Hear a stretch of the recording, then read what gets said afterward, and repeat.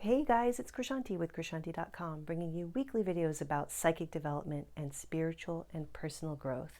So if you like this topic, please hit the like button and subscribe because I do new videos every week and I'd love to see you here. And this week's topic is definitely a little more out there than my regular ones about psychic development and spiritual and personal growth. It's about gnomes and the fairy folk and whether or not they're real. Now, I will tell you firsthand, I have never seen a gnome in person, a live gnome or a live elf or a live fairy, but I would love to.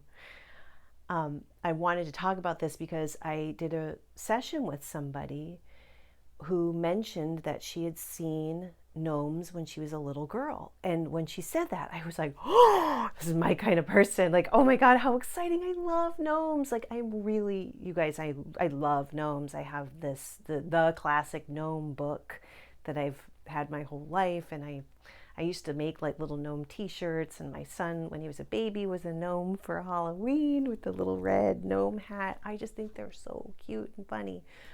So I was like, oh, yay, oh my God, you saw a gnome. And she said, oh, no, it's not good. They are very, very mean. It was very scary. They didn't like me. And she said, I ran away, and then I went back and they were gone. And I tuned into it in the reading space. And what I saw was they were terrified. Like, here's this human, even though she's little, she's bigger than them, coming into their territory.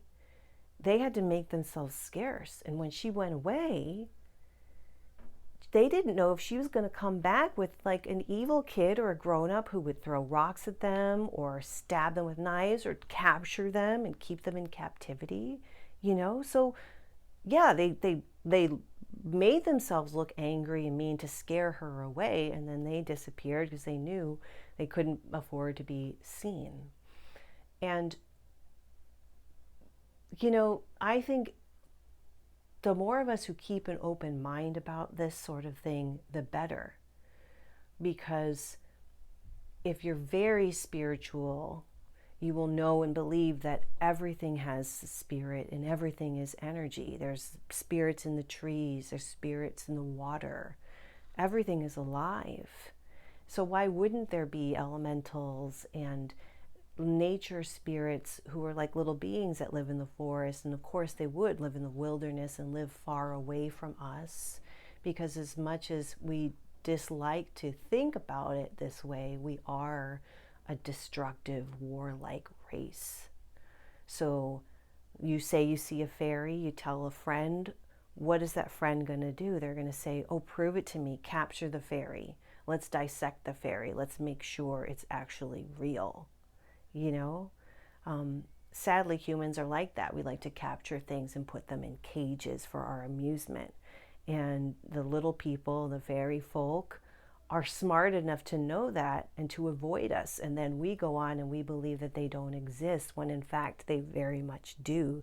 They're just surviving by staying away from human beings. And I know that's very sad. But sadly, it's true. And the whole reason for me talking about this, I think, is just to bring it out into the light. And I would love to hear if you guys have stories that maybe your ancestors have told you, that you've heard about someone seeing fairies or someone seeing gnomes or elves. I think the further we go back in our lineage, the more we'll hear these stories.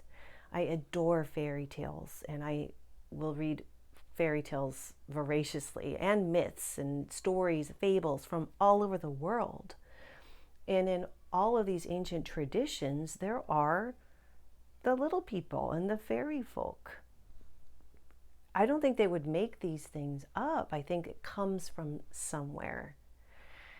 Especially when you get up into the Celtic regions, there's so much magic there, and beauty and mystery. So I would say, let's be open-minded and let's embrace the idea that they really do exist. They're just taking care of themselves and staying safe, because we're the ones that can't be trusted, sadly. Although I know if you're watching this and you're being kind and not writing something mean about this, you are, like me, someone that is very understanding and believes, you know what I mean?